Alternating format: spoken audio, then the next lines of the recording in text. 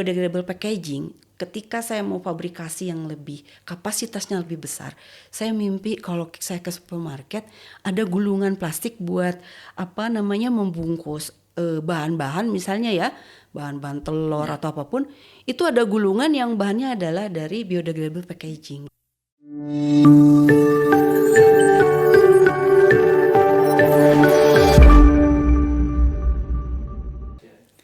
Assalamualaikum, salam sehat, salam jumpa Sobat Inovasi, dan salam sejahtera untuk kita semua. Bertemu dengan saya Chandra Wirawan dalam Geraka Bagi. Geraka Bagi, apa itu? Gerakan Kamis Bahagia Pagi. Kebetulan kita hari Kamis nih Bu ya. Nah, Unpad Innovtalk itu diselenggarakan oleh Direktorat Inovasi dan Korporasi Universitas Pajajaran yang akan membagikan cerita sharing seputar riset dan inovasi yang dilakukan oleh Civitas Akademika Universitas Pajajaran. Nah, dalam kesempatan pagi ini kita akan berbincang dengan Ibu Dr. Emma Rohimah. Sehat Bu? Alhamdulillah. Senang ya Bu? Sehat juga Kang Chandra. Alhamdulillah sehat. Kita senang ketemu pagi-pagi ini. Apalagi bahagia pagi gitu ya Bu ya. Amin. Nah, Ibu Emma ini Sobat Innovtalk sekalian adalah dosen di Fakultas Perikanan dan Ilmu Kelautan. Kemudian beliau saat ini juga Kepala Program Studi Regional Inovasi Sekolah Prasajarana Unpad ya Bu ya. Nah, sebelum kita masuk ke topik Bu, Ibu bisa cerita deh, share kesibukan Ibu beberapa waktu ini kira-kira apa Bu? Terima kasih nih Kang Chandra. Kesibukan saya seperti biasa, dosen mengajar S1 S2. Kemudian juga ada beberapa bimbingan, kemudian juga tetap melakukan riset ya. Risetnya kolaboratif karena kita juga banyak melibatkan beberapa industri untuk komersialisasi. Kemudian bagaimana riset kita ketahui oleh masyarakat, maka kita lakukan pengabdian pada masyarakat melalui berbagai channel gitu ya. Jadi channelnya yang biasanya kita lakukan, ini akan kita KKN juga, kemudian juga kita lakukan webinar ya, berbagai macam lah supaya riset kita, produk kita juga lebih dikenal ya di masyarakat gitu. Oh, itu kita minta singkat tapi ternyata sibuk, kenapa Bu ya? Ibu sibuk gitu ya. Satu lagi sebagai Kaprodi juga. Kaprodi gitu ya. Itu udah pastilah ya. Iya. Terima kasih Bu. Nah, terima kasih juga atas kehadirannya karena di kesibukan Ibu tadi. Nah, hari ini kita akan secara khusus diskusi soal biopackaging dan edible film gitu ya. Ini menjadi tantangan kita semua, terutama kita juga punya fokus SDGs terutama dalam ketahanan pangan, kemudian underwater life atau kehidupan di bawah laut ya. Nah, tren packaging itu saat ini adalah plastik ya, dan kemudian kita juga punya banyak pertumbuhan ekonomi di sektor UMKM dan itu tetap packagingnya adalah plastik ya. Nah, bisa Ibu ceritakan mengenai biopackaging ini, kemudian kira-kira bahan-bahannya apa aja dan seperti apa sebetulnya Bu biopackaging ini Bu? Baik, jadi biopackaging itu kalau dari istilah ya, itu adalah pengemasan yang berbahan dasar bahan alam ya, jadi bahan biologis. Nah, mengapa ini saya lakukan riset sejak 10 tahun terakhir, karena memang tadi seperti apa yang tadi Kang Chandra bilang bahwa perkembangan dari industri makanan itu sangat-sangat besar ya. Tapi tentunya masih menggunakan bahan plastik yang bahannya berasal dari minyak bumi ya. Jadi dari fosil yang itu kemudian ketika dia dibuang ke alam itu sangat sulit untuk didegradasi ya, atau dimakan lah kalau saya bilang ya oleh tanah. Oleh karena itu kita tahu banyak sekali juga ya info juga bahwa ternyata di data 2019 itu menurut data dunia bahwa sekitar 635 juta ton per tahun lah sedunia itu limbah-limbah itu masuk ke dalam laut dan 35%-nya adalah berbasis plastik. Yang itu yang mungkin kita kenal sebagai marine debris Ya, atau betul. seperti itu. Marine Nah, debris. berdasarkan itu maka pada awalnya saya melakukan riset itu di bahan baku limbah. Jadi limbah rajungan yang kemudian bisa dipakai sebagai kitosan, bahan aktif, dan itu menjadi beberapa produk ya. Nah, setelah ada concern pemakaian plastik masih banyak, nah maka di situ saya berkolaborasi dengan Puifinder ya, yang sekarang functional nano powder itu untuk dari tahun 2015 sebetulnya ya. Kita sudah mulai mengeksplorasi bahan-bahan biopackaging dan mengaplikasi. Nah, jadi bahan yang saya gunakan itu bahannya basisnya adalah limbah. Kenapa limbah? Karena limbah itu diharapkan akan murah, kemudian mudah karena terbuang sebetulnya. Oleh industri pun akan dibuang, dan juga nanti akan bisa ada di masyarakat begitu ya. Itu mimpi kami begitu ya. Sehingga plastik itu sedikit demi sedikit bisa berkurang. Nah, oleh karena itu kami menyusun formulasi. Sampai dengan tahun ini kita sudah dalam tahapan riset fabrikasi untuk biopackaging yang basis karaginan dan kitosan. Itu dilakukan oleh 3 institusi, yaitu Unpad, kemudian ada BRIN, ada juga UNS, dan kemudian ada industrinya, industri MyCL. Nah, itu kemudian mengapa karena ternyata di industri pun sebetulnya industri MyCL itu sudah bergerak ke arah sana, hanya mereka memerlukan modifikasi-modifikasi, sehingga itu yang kita bantu untuk kemudian kita sudah punya bahan, kita sudah punya SDM, periset, dan infrastruktur untuk peneliti.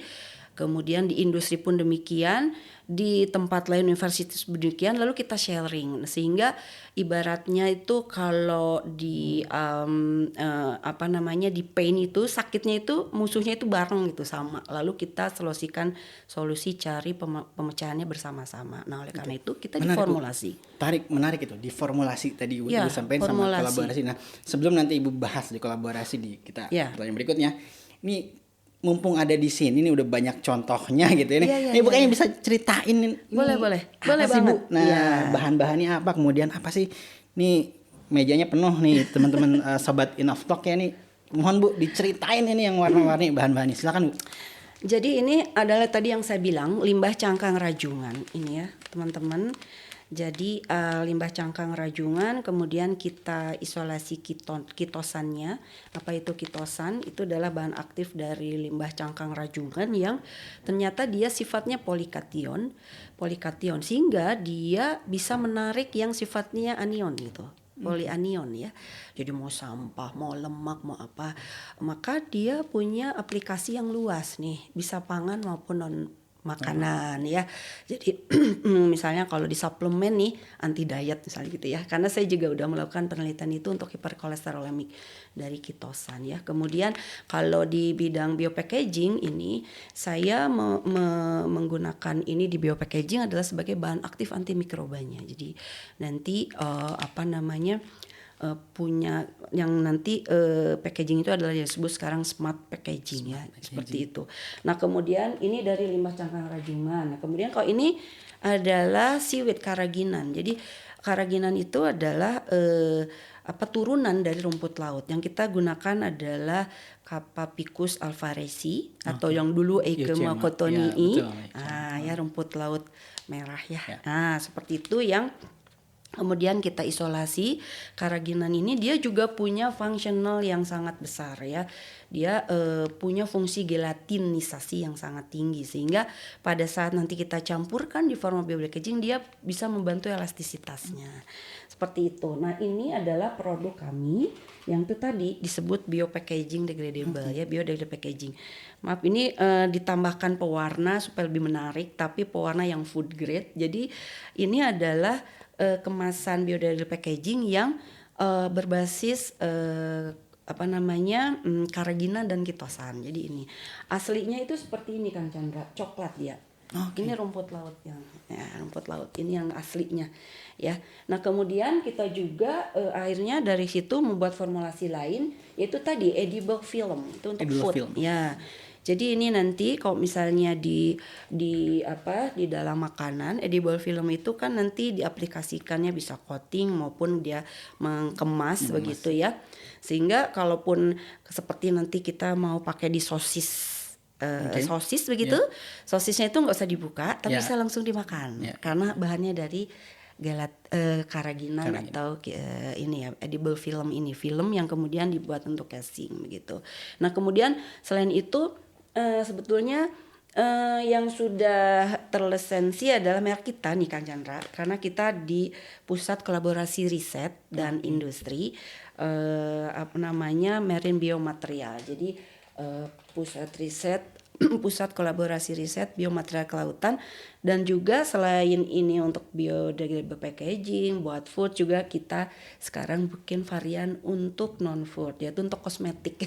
Makanya saya beri contoh juga nih biomarine ya untuk body wash yang punya diperkaya dengan ekstrak rumput laut. Jadi ini lagi menunggu izin edarnya begitu ya. Mungkin itu sekilasnya. Jadi sebetulnya bahan-bahan laut kita tuh luar biasa. Ya hanya mungkin nanti tinggal untuk tadi kita juga mencoba untuk berkolaborasi dengan startup ya mahasiswa yang ingin bergerak mengembangkan apa produk-produk basis dari laut ini gitu ya untuk menjadi produk-produk turunannya karena sebetulnya yang disebut added value itu nilai tambah itu karena kita menjadi banyak variannya. Jadi kalau misalnya untuk mengekstrak menjadi murni sekali tentu mahal karena akan melibatkan banyak sekali bahan kimia. Tapi kalau misalnya kita whole, tapi dengan apa namanya pencucian yang minimal, kemudian nanti hanya tinggal di apa istilahnya kalau di blender saja, lalu dicuci, nanti diperas cuciannya, itu juga sudah menjadi satu produk yang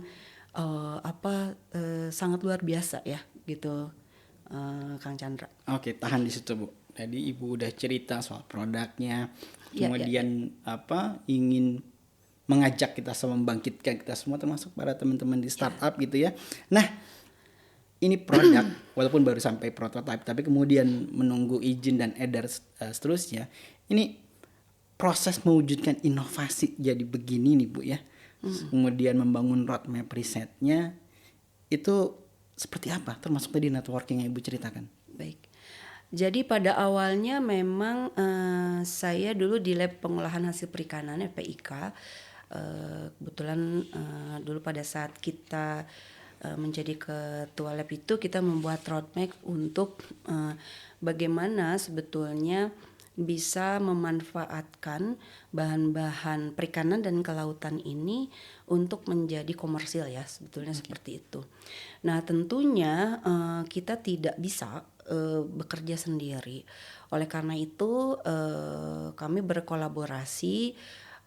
Pertama kita berkolaborasi dengan beberapa lab yang lain. Dulu saat itu lab fisika, kemudian juga teman-teman dari aquaculture juga kita undang untuk berkolaborasi ya tentunya. Kenapa? Karena tadi ya sebetulnya masalahnya bisa dipikirkan bersama untuk satu masalah sampah ini gitu ya, sampah plastik.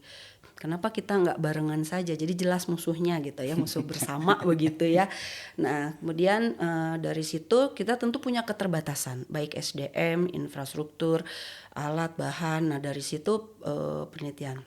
Namun dari setiap riset yang kita lakukan, kita senantiasa mencoba bagaimana terus mengupgrade. Jadi dari mulai riset dasar, riset terapan, sampai akhirnya sekarang ke kompetitif nasional dan fabrikasi. Itu tentu membangun roadmap itu sebetulnya kita menggunakan yang disebut dengan project managerial management ya, project management. Jadi dengan menggunakan Manpro ini saya pikir siapapun yang punya concern yang sama, saya selalu ajak lah begitu ya untuk itu.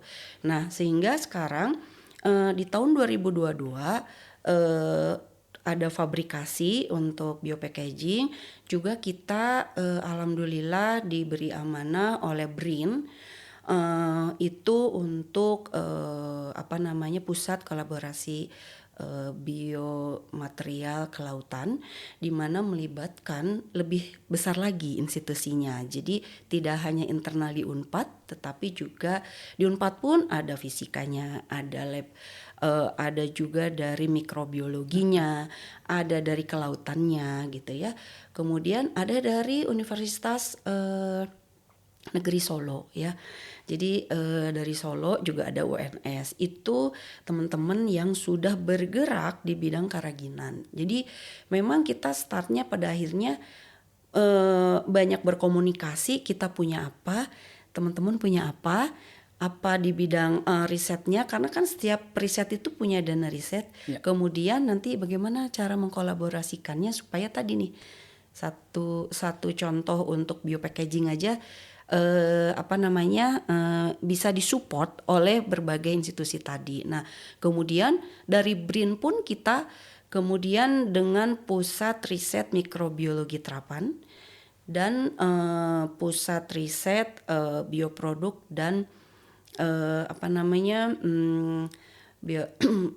bioproduk dan bioproses. Nah, itu jadi teman-teman yang di BRIN yang sudah bergerak untuk produk-produk yang awalnya hanya basis biomaterial saja, karena ternyata unik ya, ternyata di laut juga banyak nih biomaterialnya gitu ya. Yang belum dieksplor. Dan belum dieksplor, Ya. jadi mereka tertarik dan akhirnya jadilah ini begitu. Okay. Untuk itu sharing nih yang akhirnya kita ternyata memang sharing itu sangat penting ya, kolaborasi, karena dengan begitu kita bisa saling berbagi SDM bagi pembimbingan, kemudian saling mengajar, atau kalau kita di pendidikan juga ada tamu undangan segala macam, kemudian sharing finance juga sebetulnya, dan infrastruktur. Jadi yang nggak ada di Unpad ternyata di BRIN sangat lengkap, sehingga anak-anak kita titipkan juga untuk melakukan riset atau analisisnya di sana begitu. Seperti itu Kang Chandra. Jadi menarik, ini kayak ngumpulin puzzle gitu. Ya, jadi rame-rame kita ngumpulin jadi puzzle potretnya gitu. harus Gitu ya. kita utuh gitu ya. Potret mana nih yang mau kita buat gitu. Betul. Dan nggak usum kita masing-masing gitu ya. Ya, Nggak betul usum. sekali. Jadi mulai dari produk dan segala macam, termasuk bagaimana kolaborasinya, ini memang masih akan panjang ya Bu, masih akan panjang. Dan jadi Ibu sampaikan bahwa kita mengundang, membuka pintu seluas-luasnya gitu ya Bu. Nah, hanya saja kita memang diskusi pagi ini nih ya, mau nggak mau waktunya nggak panjang sih Bu. Mungkin bisa jadi ada jilid 2, 3 gitu ya. Ini masih seru nih sebenarnya, karena bicara biopackaging termasuk edible film ini kan diskusinya juga jadi renyah ya, dan ini diskusinya edible, bisa didigest dan mudah ya, nggak ada residunya, ini edible gitu. Jadi bisa renyah, aman gitu ya.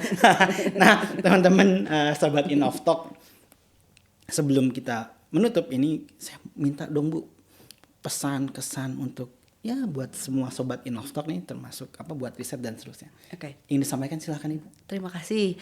Justru ini kesempatan sekali nih buat kami, baik itu selaku periset juga kita sebagai dosen ya tentunya. Sebetulnya ada mindset yang mesti kita sedikit ya agak merubah. Karena apa? Karena dulu saya menganggap saya bikin produk saya jual gitu. Tapi sekarang ternyata itu sedikit berubah. Jadi kita harus melihat keluar dulu, kemudian nanti lakukan assessment apa yang kebutuhan di masyarakat ya. Nah oleh karena itu saya dengan ini pun mengajak industri biopackaging ya. Kemudian setelah itu baru kemudian apa yang menjadi kekurangan atau kelemahan dari produk-produk yang ada di masyarakat, kita lakukan riset ke dalam ya, dengan tadi resources yang ada, yang kita punya ya, seperti itu. Kalau nggak punya mari kita berkolaborasi dengan yang lain. Nah seperti itu. Oleh karena itu kata kuncinya adalah mari kita berkolaborasi rekan-rekan semua. Karena apa? Karena semua ini tidak bisa terwujud tanpa kolaborasi. Sebagai contoh, kita ingin membuat satu roadmap yang dari hulu ke hilir sampai komersialisasi. Tentunya peran-peran yang bergerak dari hulu lalu dari sampai ke hilir sampai ke komersil industrial gitu itu punya punya perannya masing-masing ya. Oleh karena itu misalnya saya selalu mengajak di teman-teman aquaculture atau teman-teman komunitas rumput laut atau industri rumput laut gitu untuk berkolaborasi ya, karena untuk memastikan bahwa tentunya bahan baku ini mesti aman dari sisi mesti sustain masih dari sisi bahan baku. Ya. Oke ya. Kemudian dari sisi produksi pada saat nanti ada masukan dari industri, oh ini, kurang ini, kita lakukan riset ke dalam produksinya tadi, formulasinya, maka nanti segmen apa yang akan kita sasar. Misalnya tadi mitra kita segmennya adalah biopackaging untuk UKM. Oke, untuk UMKM ini bagaimana nih yang cocok dari bahan bakunya, dari formulasinya, itu yang kita angkat di dalam. Dan yang berikutnya sehingga saya ajak juga para UMKM, para startup. Dan yang berikutnya saya juga minta berkolaborasi dengan para investor. Karena tentunya pada saat saya membuat ini biodegradable packaging, ketika saya mau fabrikasi yang lebih kapasitasnya lebih besar, saya mimpi kalau saya ke supermarket ada gulungan plastik buat membungkus bahan-bahan misalnya ya, bahan-bahan telur atau apapun, itu ada gulungan yang bahannya adalah dari biodegradable packaging gitu, bioplastik. Seperti itu. Oleh karena itu saya juga mengajak kolaborasi para industri untuk berinvestasi di sini, karena dengan demikian maka setidaknya pesan dari KKP nih tahun 2030 kita mesti mengurangi sampah plastik sampai 75%. Bayangkan yang tadi ya, yang ratusan juta ton setahun ada di laut sedunia, tapi kita di Indonesia saja 2030 berarti ada waktu nih sekitar 8 tahunan untuk bekerja supaya tadi produk ini ada di masyarakat, sehingga penggunaan plastik ya terutama di kemasan itu bisa sedikit-sedikit untuk dikurangi. Begitu Kang Chandra. Ya, terima kasih Ibu Dr. Emma, ini pesannya dalam gitu ya. Jadi kalau nggak ada di Bu Emma yang bisa dicari, saya coba kasih gitu Bu ya. Iya, tapi betul. kalau nggak ada di Terbuka, saya, kita terbuka. jangan-jangan ada di Sobat Inoftalk. Betul. Ya. Kami tunggu Jadi, kolaborasinya. ditunggu kolaborasinya, kita komunikasi silahkan. Nah, Sobat Inoftalk, itulah insight dari Ibu Dr. Emma ya, seorang peneliti dan inovator yang ada di Universitas Pajajaran, yang ada di Unpad gitu ya. Nah, Sobat Inoftalk, kalau kita lihat dan kita ngingat ada istilah dari Malthusian view. Ya, jadi ini salah satu teori bahwa manusia itu akan punya banyak keterbatasan untuk memenuhi kebutuhan hidupnya dengan berbagai macam kompleksnya, termasuk lingkungan, plastik dan seterusnya. Tapi kemudian teori itu juga kemudian punya challenge, ada namanya Bosropian view, ya, bahwa ternyata manusia itu akan punya jalan untuk selalu memenuhi kebutuhan hidupnya. Makanya kita pernah mendengar revolusi industri, revolusi hijau, kemudian revolusi biru, ya mungkin kita akan menemukan revolusi yang berikutnya. Tapi izinkan saya untuk mengutip salah satu ya quotes dari salah satu tokoh di Universitas Pajajaran, nih Bu ya, ada namanya Profesor Dr. Otto Sumarwoto yang mengatakan bahwa hanya dalam lingkungan yang baik manusia dapat bergerak ke arah yang optimal. Dan hanya dengan manusia yang baik lingkungan dapat bergerak ke arah yang optimal. Mantap. Ya. Saya Chandra Wirawan dan Ibu Dr. Emma. Terima kasih Ibu. Ya, sampai jumpa lagi di Inoftalk series berikutnya. Jangan lelah dan berhenti belajar untuk terus berinovasi. Salam sehat semuanya. Wassalamualaikum warahmatullahi wabarakatuh. Waalaikumsalam warahmatullahi wabarakatuh.